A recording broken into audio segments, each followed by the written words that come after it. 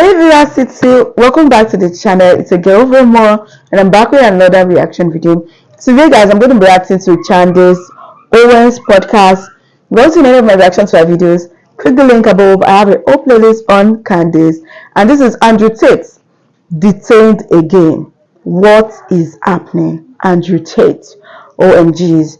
Guys, can't wait to get into the video. Before we get started, we have some amazing people watching us for the very first time. If you are new to the channel, hello, I'm Vera. I do reaction videos. We have 2 different artists on here. If this is something that you love, why not join Vera City? Hit the subscribe button below, turn on the post notification bell so that you can always be the first person to know whenever a new video drops. And that's guys, let's get started. All right, guys, happy Tuesday, and we are sorry that we are late today with this episode. We wanted to make sure that we had the most up-to-the-minute information pertaining to the Tate brothers. Yes, Andrew Tate and Tristan Tate. They have been detained yet again in Romania. The story is getting crazy, just absolutely crazy. Plus, later on in the show, we have for you a prison reform advocate. He went viral because he appeared on Joe Rogan talking about the ills, of course, in and out. Thank goodness he got another opportunity to walk the streets because he's now been arrested for allegedly decapitating a man. Oopsies, maybe not the best prison reform advocate. And later on, we're going to discuss Lady Gaga. She is deeply upset because she doesn't believe that Dylan Mulvaney should receive any backlash for celebrating International Women's Day. Yep, all that and more today coming up on Candace Owens.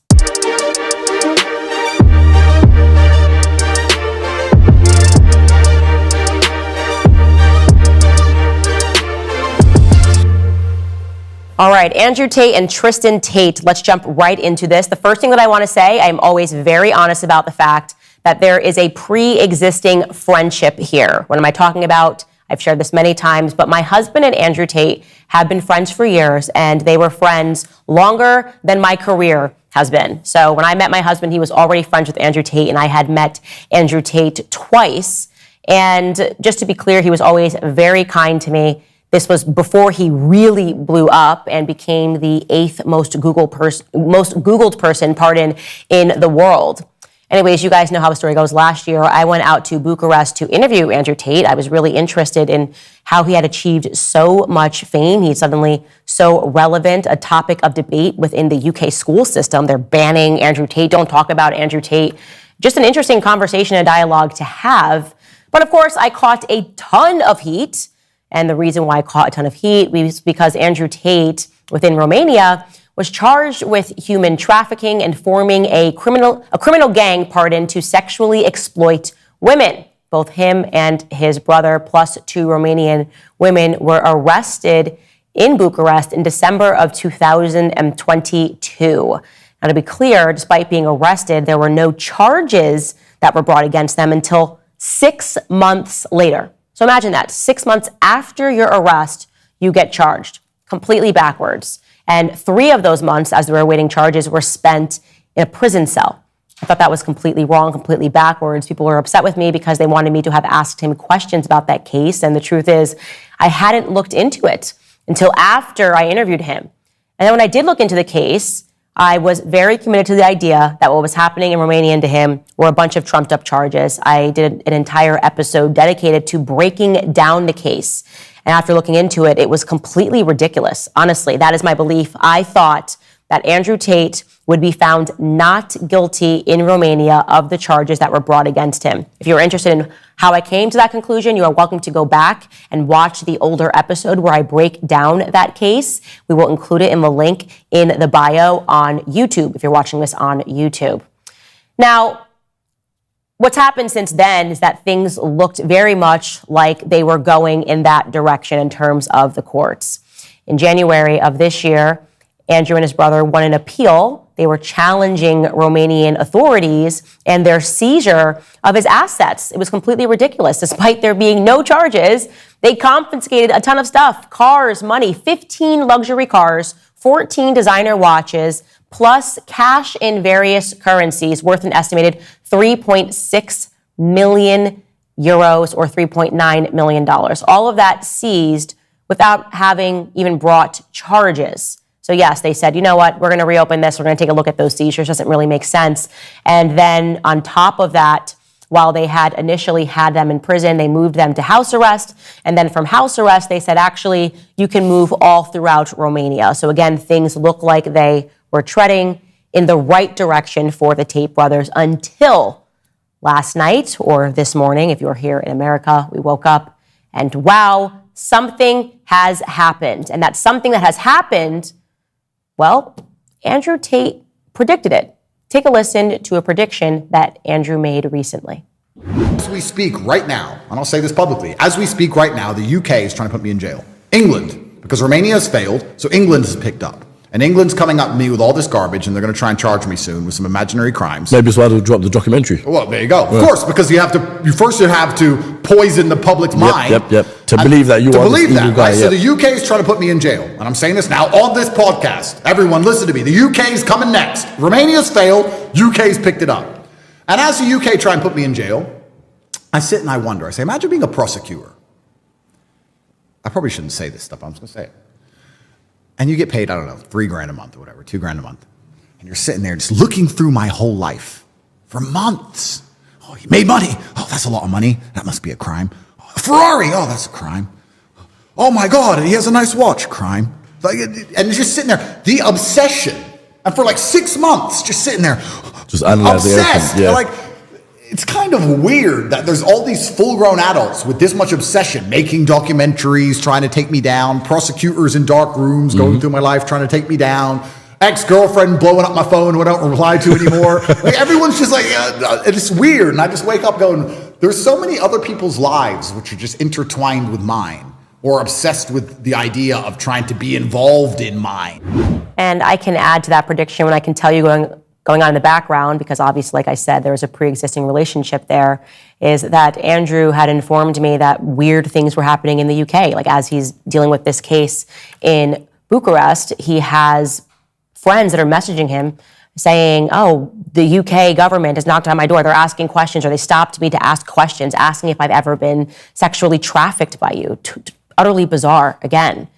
So what ended up happening last night, or this morning, Andrew and his brother Tristan were detained again on Monday over alleged sexual aggression in a UK case dating back to 2012.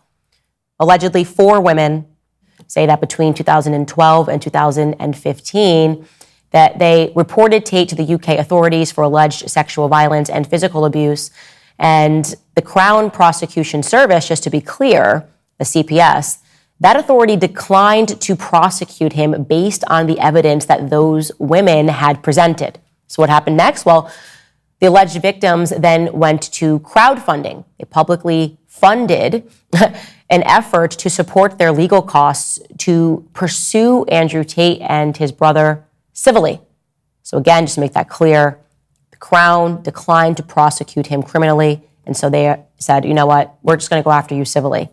And that is the reason that he received a knock on his door and him and his brother are being detained. So right now, it's a limbo. The Romanian government has to make a pivotal decision, and they will make that decision on Tuesday as to whether or not they will execute on the warrants that have been issued by the UK's Westminster Magistrates Court. Now, a couple of things I want to say here about how strange this is. First and foremost, we're talking about a civil suit. The amount of effort that it takes to contact Romanian authorities to issue warrants, to make him appear for this civil suit. I'm just not clear on any of this. First and foremost, despite the fact that there are multiple countries that, yes, they have extradition treaties, it takes the most extreme circumstances for one country to say, you know what, no, we actually are going to want to extradite on that. You have to be talking about a case where you're dealing with a drug lord. Seriously, there's just got to be billions of dollars. It's Mexico, and you're like, you know what? We want to actually extradite that criminal drug lord because this case means a lot for us, to us. We don't typically see this. I don't know if we've ever seen this pertaining to a civil suit. Now, I want to be clear. I've always been very honest.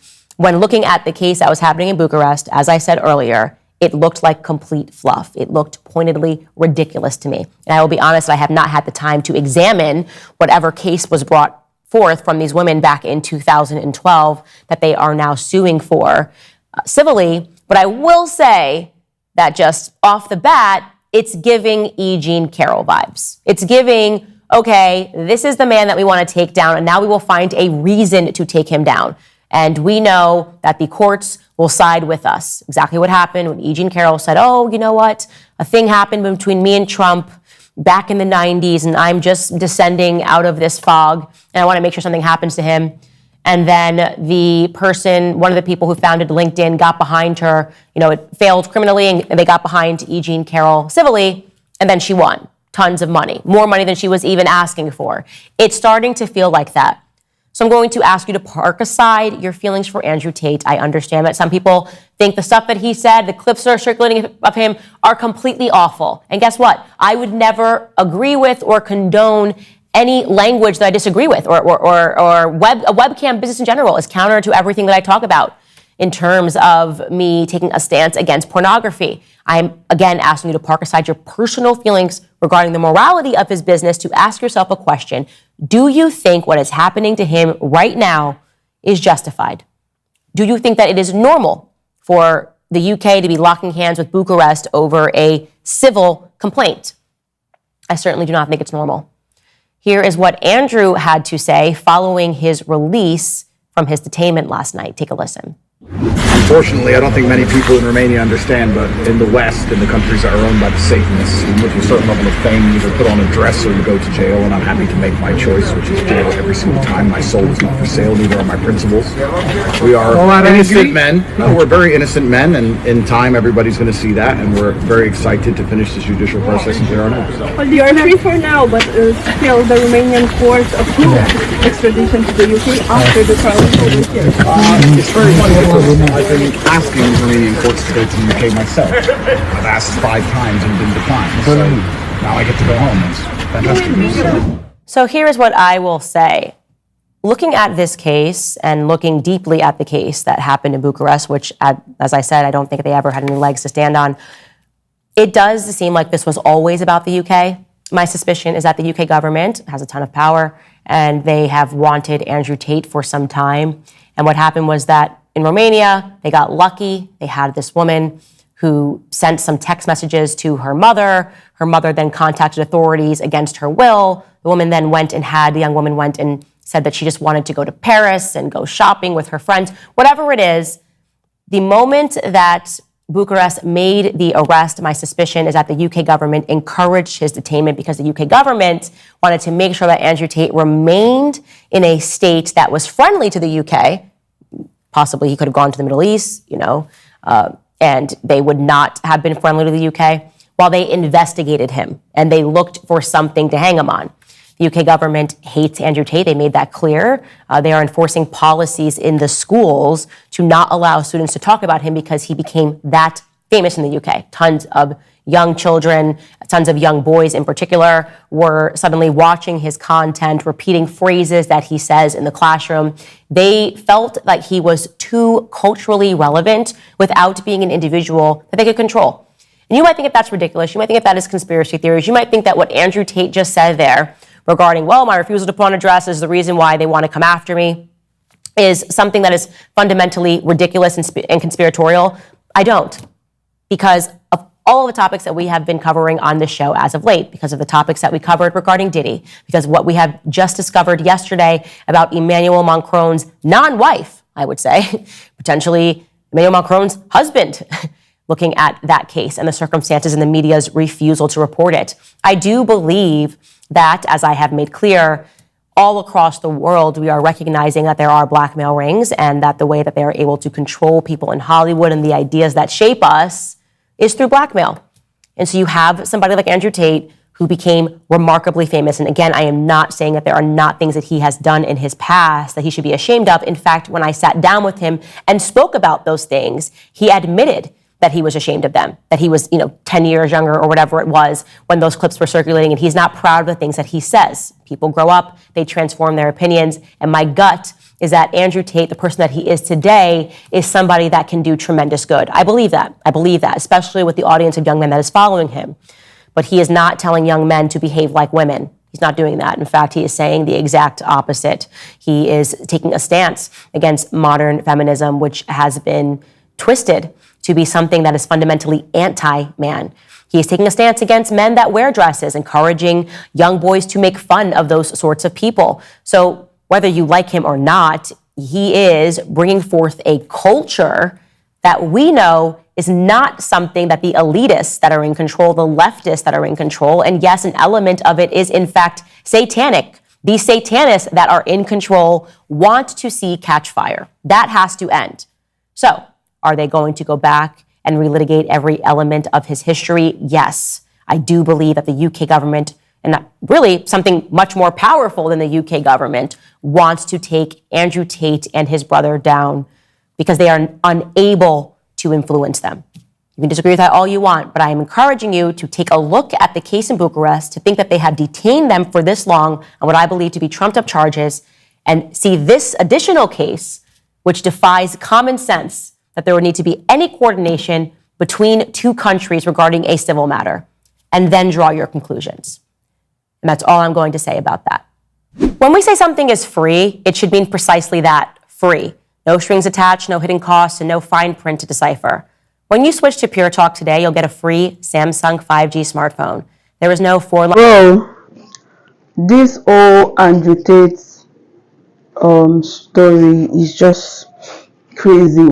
What is happening exactly? Like, I mean, we just have to read between the lines. Something is definitely going on between the government and Andrew Tate. The Tate brothers, they don't have anything to charge these men with, yet their freedom is taken away from them. Like, what exactly is the issue? What exactly is the problem? Why do these things keep happening? This is so out of order. Andrew Tate might have had his dark sides, his rough days, but those were in the past. So I believe that Andrew Tate is a changed person, and the government are actually scared of him. He has so much impact, to the point that they were like, nobody should ever watch him, nobody should listen to him, blah blah blah blah blah. What do you guys think about this whole Andrew Tate issue, the old Tate brothers and the government? What do you guys think about it? Please drop a comment down below. If you enjoyed this video, please give it a huge thumbs up, and please share this video. And if you're new to the channel, join Veracity. Hit the subscribe button below, turn on the post notification bell, so that you can always be the first person to know whenever a new video drops. And with that, guys, see you in my next one. Love you. Bye.